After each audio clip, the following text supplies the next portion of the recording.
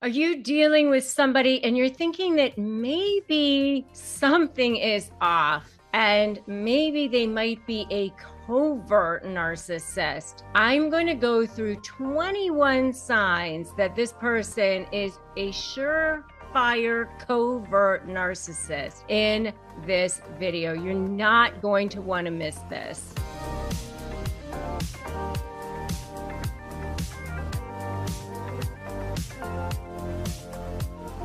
Hi, I'm Rebecca Zung, and I'm an attorney. I'm also a globally recognized expert in narcissistic relationships, as well as how to negotiate with narcissists. And I have helped literally thousands of people break free from the chains of toxic relationships.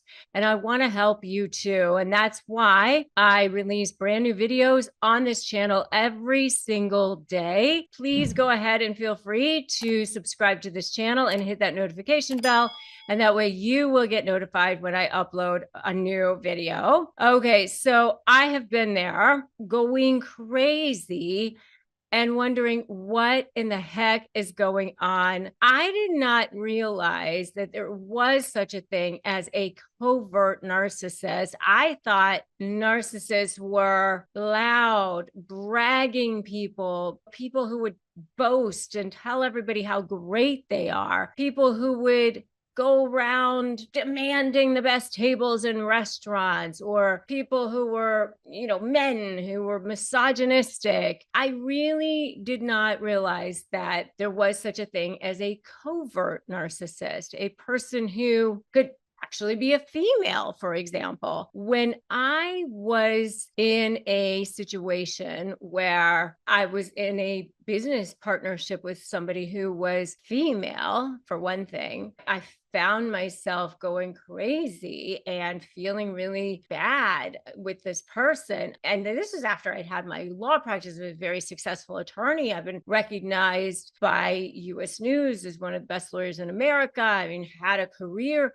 I was so confused about what was going on. I didn't realize that this person could be a narcissist until somebody had actually pointed out to me that that's what this person was. And so I think it's important for you to also understand what the differences are between a covert and an overt narcissist. I mean, they're both narcissistic, meaning that they have these underlying feelings of emptiness inside. They don't feel any sort of value inside. They're trying to get all their feeling of value from external sources, but they go about it in very, very different ways. The grandiose or overt narcissist goes about it in very overt ways, very grandiose type of personality, whereas the covert narcissist is a much stealthier type of narcissist. They try to avoid that spotlight, and unless it's kind of a stealth sort of a way. They kind of go about things in a more of a passive aggressive kind of a way. They're a little bit more introverted, and they don't have that brash sort of personality that you generally tend to see with an overt narcissist. And they don't want to risk any sort of public humiliation. It's more of a victim-y sort of personality.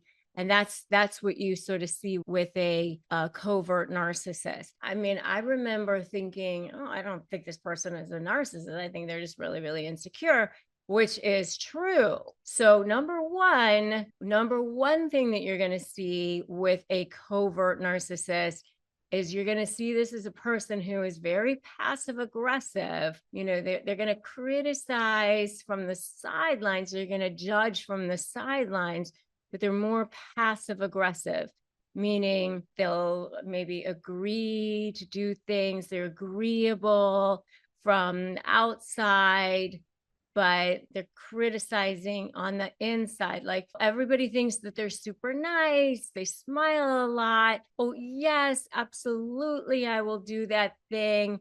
but then they maybe just don't follow through. They just don't do it. Or they might inadvertently leave you off of that email at work. Oh, I thought I put you on there. I didn't mean to leave you off. It's very passive aggressive types of things where you're finding yourself, should I say something? Should I not? That's the sort of thing you'll see with a covert narcissist. Not overt in your face, covert. Second thing that you're going to see with them is that they're very condescending. They act superior. But again, very underlying. They'll belittle you in a covert sort of a way. Oh, that's so great that you've lost all that weight. I mean, too bad about the stretch marks, but I mean, my gosh, so great that you did that. Kind of condescending, sort of superior, often a little bit sarcastic, belittling you, but just under the surface, it's I'm so nice. I just gave you a compliment. I'm so sorry if you took it that way. They've always kind of got this plausible deniability right there. They're very good at just skimming that surface of being able to deny that they did anything wrong right there. The next thing is they're very, very threatened by direct questioning or direct honesty. I know that I've been in situations like this with covert narcissists. And, when you go directly to them and you ask them pointed questions about something that, why didn't you do this? Or what's going on with this? That's when they become like the victim. Oh my gosh, I can't believe that you would question me, and they might start crying if they're a female. This is when it becomes about them and they become, I can't believe you question my honesty or something like that. They're very, very threatened when you start directly questioning them on anything. The next thing is they swing very much between, with the person that they idealize, they swing very much between, like, they think this person is fantastic, and then they also are putting this person down. It's like they think the person is ideal and they put them on a pedestal, but then they also are devaluing them in some way. And it's very, very, very confusing. Clearly, number 5, their public image is totally different than the person that they are behind closed doors. Person that they want everybody to see is oftentimes a humanitarian. They're the first person to show up when somebody is sick. They're the first person that shows up at the hospital, or they send the baskets. They make sure that their public image is absolutely pristine. Many times these people are clergy, they're doctors, they're nurses, they're attorneys. They're very good people. The majority of the people see them as that person. Many times the only person who knows them to be this covert narcissist is their target, or just the few people that they target. It's definitely quite different. The next thing is that they often are quite unreasonable with what their expectations are of people, especially their people that they target, whoever it is that their person is. That's number 6. Number 7 is that whatever your issues are become their reason for being a victim. For example, they didn't do something that they were supposed to do. And so you question them about that.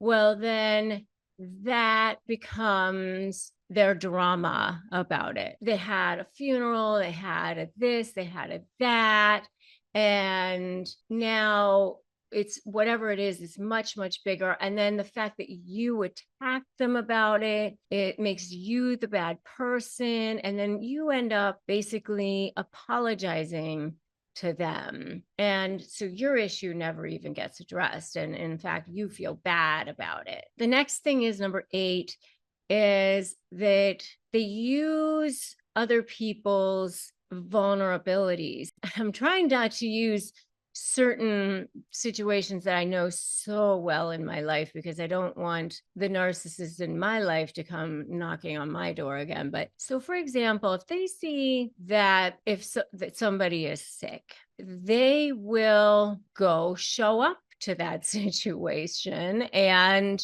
make sure that they are seen doing all the things that they need to be seen doing in that situation. But, if there's not an audience, then they won't be there. They like to use other people's vulnerabilities for their own use. The next thing is extremely, extremely reactive to any kind of criticism. Highly, highly easily slighted, highly easily reactive to criticism. They cannot take any sort of criticism whatsoever. The next thing is that they oftentimes fake illnesses, fake injuries. I know some that are often chronically ill or chronically injured because they get attention for that. They get attention from not just their spouse, but they also get attention from others in the community or people around them. And so they are just chronically sick so that they can get people to have sympathy for them. Covert narcissists like to be the victim. Sometimes they're even called the vulnerable narcissist because a lot of times they can be downtrodden or that sort of thing. It's sad. Honestly, it's so sad. And, I want you to put that in the comments. It's so sad. So sad.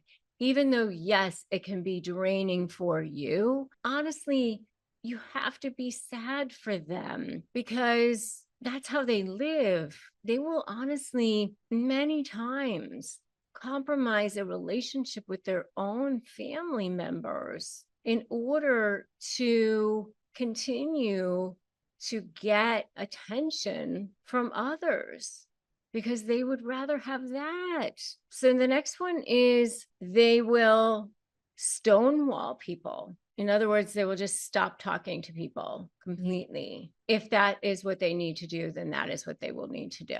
The next one is they completely have no introspection whatsoever, no self-awareness, no, let me take a look at my behavior. Let me take a look at how I need to be responsible for how I might have caused hurt or harm to this person and might need to apologize to this person and really have empathy for that. A lot of times you might just hear platitudes from them. They're just not aware of how their behavior actually impacts others. The next one is they're extremely envious of others, constantly looking at how other people are living, what they're doing, comparing themselves. And there's this underlying rage about it, underlying jealousy about it. They can't be happy for somebody else. If somebody else actually says something about, look at what I've done, or look at what my child has done. Oh, that's just great. That's great for you. They really can almost barely choke out a congratulations for them that's actually sincere. They really can't be happy for someone else. The next thing is that they often gossip. They often triangulate. They even often pit people against each other. They'll say things about this one to that one, and they'll say this one said this thing about that one so that they can get people to not like each other because they really want both of those people to rely on him or her. They want to be the center of everything, and they don't want those two people to be friends with each other. So they kind of gossip, but also want to divide people and keep people just friends or relying on them. That's that. The next one is they constantly need reassurance. How did I do? I want acknowledgement. Look at all the things that I did for you. You need to tell me how great I did. That's the next one. The next one is that they fixate on others. They fixate on other people and what they might have done to them or their misfortunes, or, they almost get like obsessed with other people and what's going on with them. This goes back to that comparison thing too. They're just so wrapped up in what's going on with other people and what's going on with this person, that sort of thing. It's just, it's exhausting. The next one is that they change with whoever it is that they're around. And because they're constantly working hard to flatter or fawn, to win favor, or to be with whoever the next person is that they're going to win favor with and get the best supply around. It's always this game to see who they're going to get the next best supply around. And so that it's this chameleon-like behavior to sort of fawn or be flattered by, and working the room almost in a way, but trying to stay kind of stealth, and because they don't want to get too much attention, they're trying to stay humble. They don't want to be the center of attention because they don't want to make it look like they're bragging. And so that's sort of the next one. The next one after that is that they gaslight you. They gaslight you constantly. All narcissists gaslight, but covert narcissists really love to gaslight. They rewrite history to whatever version they want to rewrite history on. And they constantly try to make you think that you're crazy. We talked about that and you agreed, or they'll take pieces of conversations and work them in and conveniently try to make it seem like that was the version that was discussed, even though many times they know what was actually discussed, or they know what was the intent, or they know how things are supposed to be, but they almost purposely twist things just to make you crazy, just to have a conversation a certain way. It's a very exhausting way to live, but it's a gaslighting where it's a rewriting of history just to make you think that you're crazy, or rewriting of facts just to make you think you're crazy. The next one is an exaggerated sense of entitlement. They don't feel like things should apply to them. They feel superior. They feel like they should have a better situation than they do, or, the rules shouldn't apply to them. The situation shouldn't apply to them. Why does this one have that one and I don't? But yet they don't want to have to say it out loud. It's just sort of under the surface. You might know that this is how they feel, but the rest of the world doesn't know that that's how they feel. It's a smiling. It's like nothing is ever good enough for them. You can never satisfy them because nothing is ever good enough for them. The next one is that in some ways they admire the grandiose narcissist. They admire how the grandiose narcissist is so brash, is so confident, is just out there, because they kind of want to be like that themselves. They attach themselves to people who they think are going to make them look more special through association. So they're always looking to see who they can attach themselves to make themselves appear more prestigious just by association. That's number 20. We're almost there. And the last one, 21, is they love to use guilt and shame to control you and to punish you. That's what they love to do. They want to make you squirm, but through guilt, through shame. Oh, I can't believe you're doing this. I can't believe you're leaving me here. It's okay. I'll be okay. I'm over here by myself. That's all right. I'll be fine. That sort of thing. Guilt, shame to control you, to punish you. So those are the 21 surefire signs of a covert narcissist. I would love to know which ones you have seen. And I would love to know if you've seen any others. And by the way, I have phrases for you to disarm narcissists. Go to disarmthenarc.com to get them. You definitely are going to need those if you're dealing with a covert narcissist. And if you are dealing with a covert narcissist, make sure to join my free private Facebook group for additional support. And the next video I want you to watch is what drives the vindictive narcissist, because guess what? Covert narcissists are very vindictive. Yes, they are. So make sure you subscribe to this channel, hit that notification bell, and then the next video we're going to watch together is what drives the vindictive narcissist. Remember that today is a great day to start negotiating your best life. They only win if you give in. You don't need to do that.